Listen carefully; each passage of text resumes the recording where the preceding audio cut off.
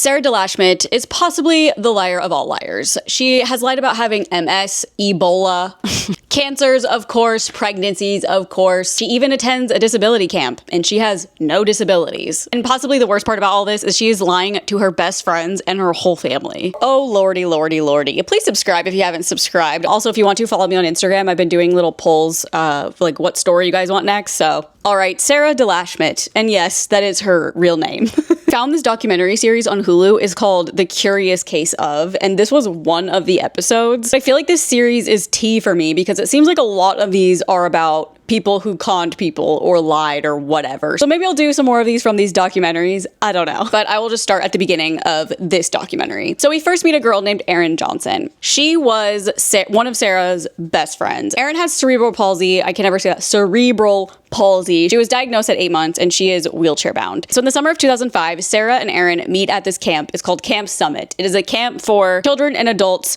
with disabilities. So Sarah was there as a counselor. The first time.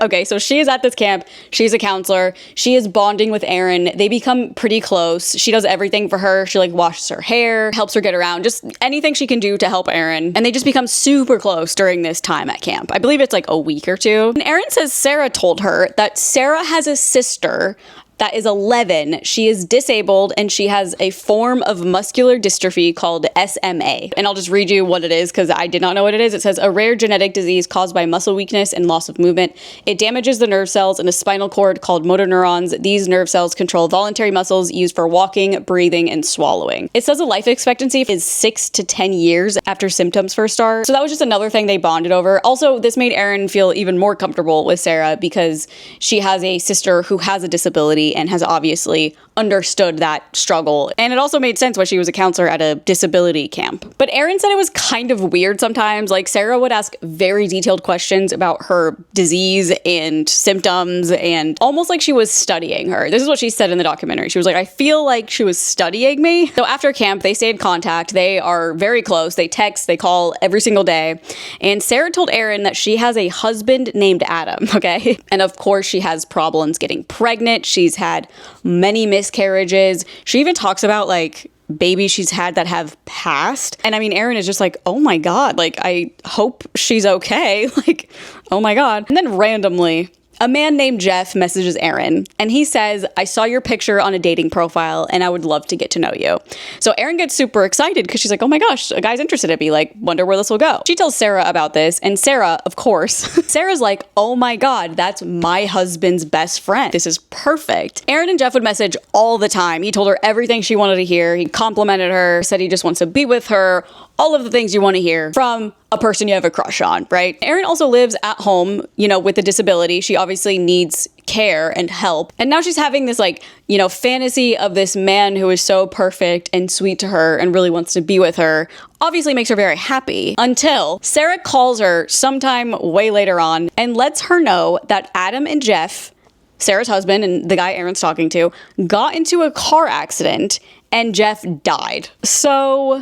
And then she also tells Sarah that Jeff was going to come to California and propose to Erin, but obviously he died, so he's not going to now. But Sarah does have the ring. She says, I have the ring, and this is obviously all fake, you know? And not only that, but she also had told Erin that she has had a host of other illnesses. She says she's had Guillain-Barré. She's had Ebola, okay? Like, I'm just so sorry. If you have Ebola, I mean, one of the symptoms, I believe, of Ebola is, like, bleeding out of every orifice. I remember when Ebola was not exploding, but, like, some people were getting it. I think it was 2008, 2009. And I lived in Omaha at the time. I'm from Omaha, Nebraska. And I remember our medical center, we have a really good medical center. And so everyone with Ebola was getting sent to Omaha, and I was real freaked out. So I learned a lot about Ebola. I kind of forgot it all. I also read a book about it a couple years ago, but I know bleeding out of every orifice is a symptom, and I can't believe she said she had it. Also, she said she got it from a monkey in medical school, which, like, I'm aware of the lie she's saying, but are there monkeys in medical school? Do medical students work with monkeys? Like, I'm sorry, what? Should I Google it? Am I dumb? Generally do not work with monkeys. Well, if you're Tanya Haddix, you're probably gonna be working with monkeys. Okay, weird. Anyways, she also said she had a bunch of different cancers and she got a tumor on her spine, which has paralyzed her. So now she is wheelchair bound. And to top it all off, she's having multiple seizures. Okay. Erin said she was on like a call with her one time, like a video call, I believe. And Sarah had a very violent seizure. So I am just honestly cracking up. I'm not cracking up at this is obviously so fucked up, but I'm just like, I can't imagine being like a fly on the wall and watching this person have a fake seizure. And I'm assuming after the call ends, she just acts normal. You know what I mean? Sarah's sister, Gabby, the one with SMA, who's 11 years old, calls Erin the next day and tells her that Sarah was in a drug-induced coma from the seizure. So Erin and Gabby are talking a lot. I am assuming Gabby is literally Sarah, but Sarah eventually gets out of the hospital, and then her sister, Gabby, is apparently in and out of the hospital a bunch right after this, and then dies at age 13. And Erin is like, Jesus Christ, like someone give this girl a damn break. She has had everything negative that could ever happen to her, maybe because she's lying. So Sarah went back to Camp Summit a couple years after the summer she had with Erin. But this time, she went as someone that pretty much needed the same exact care as Erin had needed the year that she was there. All right, so it's 2015. We're back at Camp Summit, and this community at this camp, Beth, who I'm going to talk about in a minute, explains that as like a very sacred community. Like they're always laughing, hugging, bonding, sharing things, and they're able to experience things that in the real world, it's way harder to do if you are disabled. For example, swimming. I know they do like a zip line. I'll get to that too. They do a lot of things that in the real world is a lot more difficult. So people at this camp are experiencing things for the first time also, and it's just like a really positive place. So Beth, who is Sarah's camp counselor, now that Sarah is very disabled now, Bethany had a disabled uncle and a really good friend, and she said she learned so much from her friend that she just wanted to help others. So that's why she became a counselor at this camp. She also grew up in a cult, which is super interesting. She didn't say what cult it was, but she said when she was an adult, she left the cult and just didn't have a community. She was looking for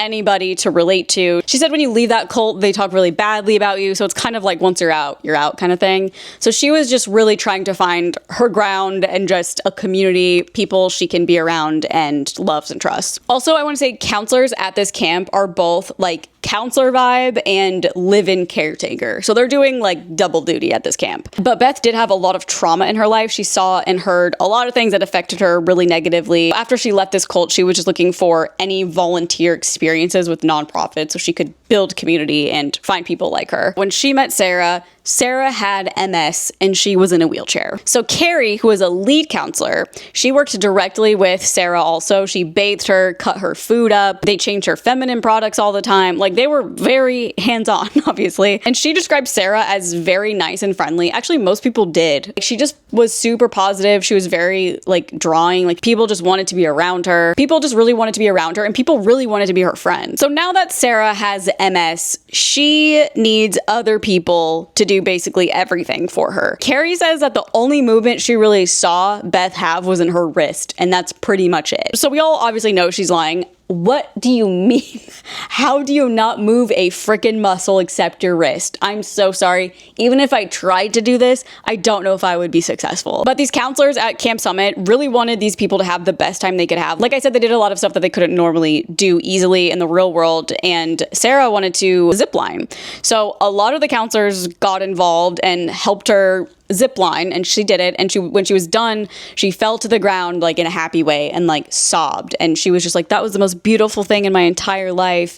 And she did the same thing with horseback riding. Apparently one time Sarah woke up in the middle of the night and was like calling for help. She needed her CPAP machine because she also needed a CPAP machine. And Beth said it was honestly pretty difficult when she needed to use a restroom because a lot of days she would go like 10 times a day, which honestly, I don't know if that's a lot or not. I couldn't tell you how many times I go a day. 4, 40, I don't know. But also the fact that they had to change her pads and stuff, and she is not even disabled. They had to change, she brought a bunch of pads for that week because she was on her period, and they had to change those damn pads. But Beth said it was really hard to bring her into the bathroom because the size, I guess, of the wheelchair was like not ideal for turning, etc. Also, Sarah is like a bit of a bigger girl, so it was like a lot of effort to get her in to shower and do all these things, but they were happy to do it because they're counselors at Camp Summit. Beth overall feels like they're becoming really good friends. She does feel like Sarah sometimes mirrors her feelings or things she says, but it felt like a very fast friendship. So camp is over, but they're all planning to come back the next spring. So during this break or whatever, Beth gets pregnant. And Sarah is obsessed with her pregnancy, obviously. She's always asking for pictures of the ultrasound, and she's even being like, why didn't you send me your pictures of the ultrasound yesterday? Like, she is weird. And Beth also thinks this is bizarre, but it gets way more bizarre. So the spring of 2016, Sarah is back at camp as a disabled person. Beth gets a call from the assistant camp director. Can't be good. They say Sarah is at camp, but Sarah's pastor and family members have essentially road tripped up hours and hours and hours to California. And they called Sarah over the walkie, I guess, to, be like, your parents and pastor are here.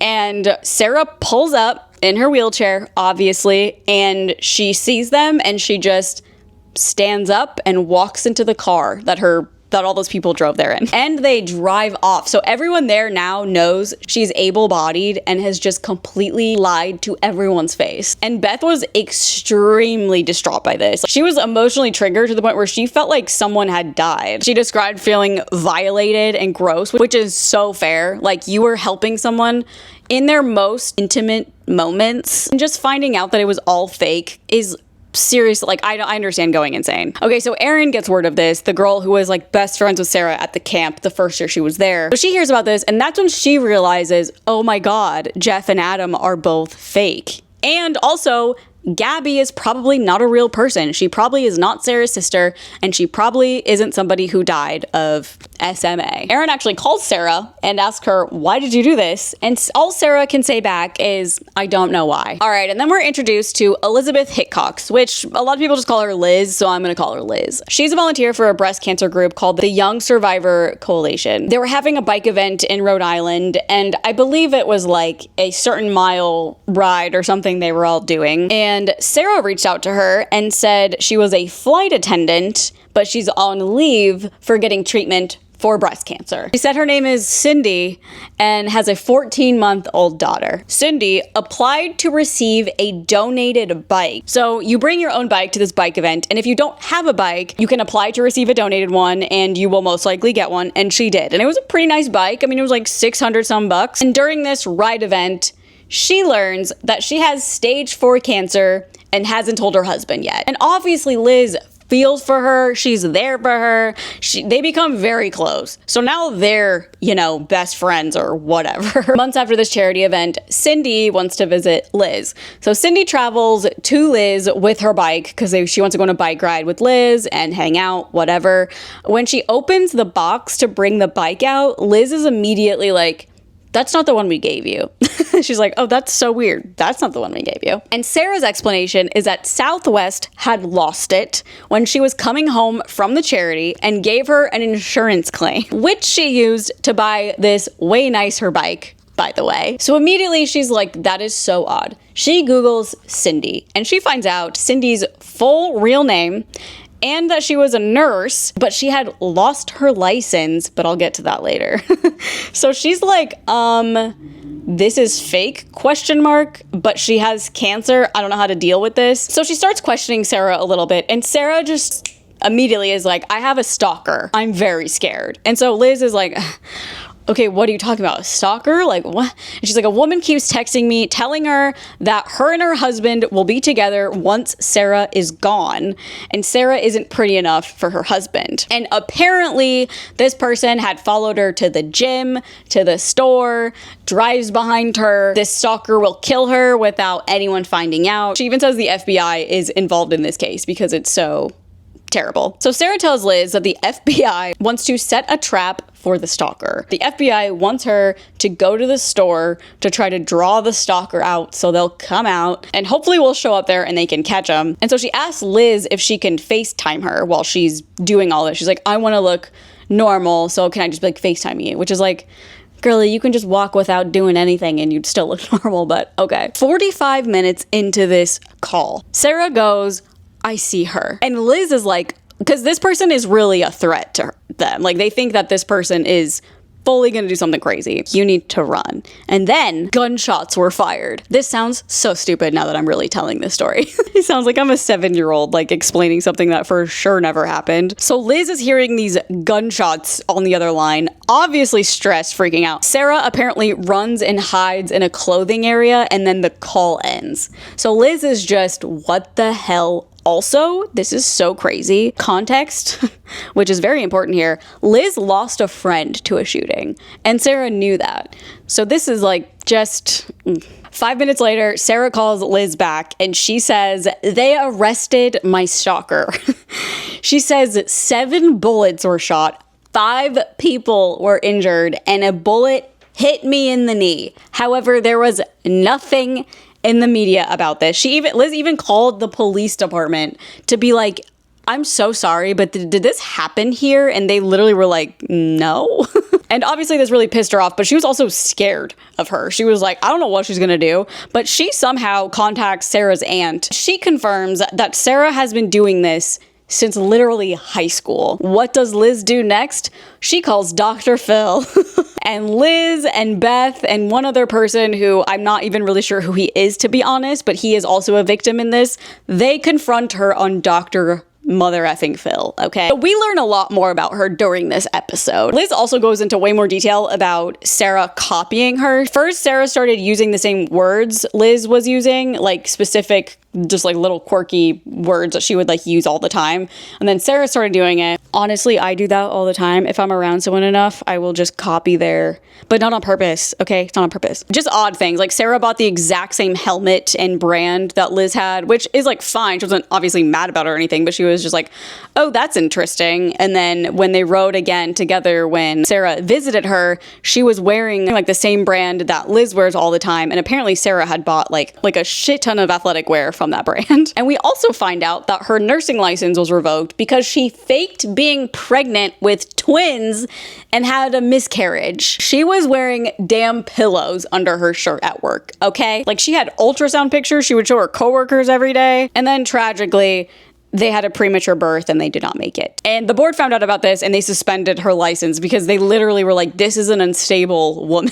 So on Dr. Phil, Sarah is just, I truly think she just is literally a sociopath. I mean, even when she's trying to apologize, she just can't make it seem real. Like, she's just like, I'm sorry. I didn't know. I'm sorry. I didn't lie about this, that. These people who used to be her friends are on this stage telling her how much life took from them and how much they could have been helping other people that actually needed help, rather than this girl who's just lying out of her ass to have some friends or something. And their lives were so caught up in Sarah's because Sarah, something was happening to her every freaking minute. You know what I mean? Like, if she wasn't developing a tumor, she was getting shot at. I mean, they're even like, you took us away from our friends and family for hours a day. How dare you? Beth brings up the zip line. She was like, what the hell was that? And I guess when they were at camp, they cooked for the first time. Like, it was Sarah's first time cooking for herself, and she also was like so over the moon about that. And Beth is just like, this is so stupid. Like, Beth is very over it. Sarah's whole attitude is very like, I have a problem and I know I'm manipulative, but I cannot control it. She says when she tells a lie, she has to keep the lie going because it gets her attention, and she keeps getting attention. And this is when Dr. Phil basically calls her a sociopath. Also, her mom is there in the audience. They talk to her and she said she hasn't trusted her daughter for years, and Sarah's not going to find any happiness until she's honest with herself, which is very tea. She says she doesn't know who Sarah is at all. She thought Sarah was going to the camp as a helper, not as a disabled person. And like, her mom doesn't have this issue. Her mom is not a big compulsive liar, manipulator, anything like that. She has no idea why Sarah's doing any of this. Her mom also said Sarah had told her that she surrendered her nursing license. Then we hear from Michelle, and Michelle is pissed, rightfully so. Michelle is a breast cancer survivor for over 9 years, and she is one of Liz's best friends. Sarah and Michelle were connected because they both had breast cancer, quote unquote, and apparently Sarah was really there for Michelle, and they bonded over, their cancer and just became really close through the whole process. And Michelle is pissed. She literally goes, Sarah, look at me. She goes, I bet you didn't think you would see me after you blocked me on March 10th, which is like, what a line to drop. Imagine being on a show like Dr. Phil and you literally say, I bet you didn't think you would see me after you blocked me on March 10th. But she's literally like, the jig is up, girl. You need to pay for what you've done. Mind you, Dr. Phil has had this list up on the screen of like all of her lies. Well, it's not even a list. It's just like a whole collage of all of them. And Michelle is like, this list or these words you have up here is not even the half of it. She has infiltrated like international groups, okay? It is much more beyond than what anyone thinks it is. She calls Sarah a parasitic psychopath, which I think is pretty legit. She also tells Sarah she is worse than cancer. And that's when Sarah is just like, I don't know what to say. Like, don't say anything, girl. You've actually said too much. Why don't we shut up at this point? At the end of the episode, Dr. Phil offers her a treatment facility for whatever's going on, and she agrees to go.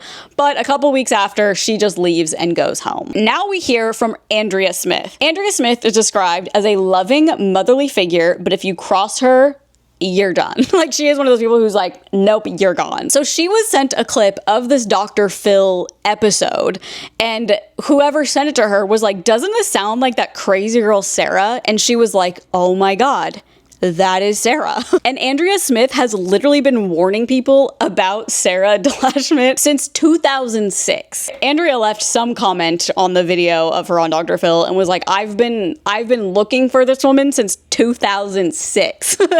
And Beth and Liz see that and they message her on Facebook and they're like, 2006? So in 2006, Andrea was a stay-at-home mom in South Carolina. An old friend had posted that she had lost her 4-month-old daughter to SMA. So she creates an organization and like a fundraiser type of thing for SMA, and they're all on email together. And a woman named Connie joins this, and her story is that her son just got diagnosed and she's obviously devastated. She posts pictures of her son, whose name is Drake apparently, and then a girl named Megan joins the chat. And she is mom to a little girl. And Connie and Megan are just talking to each other a lot, but their grammar is exactly the same. Andrea says that they both specifically spelled tomorrow like Tomarrow,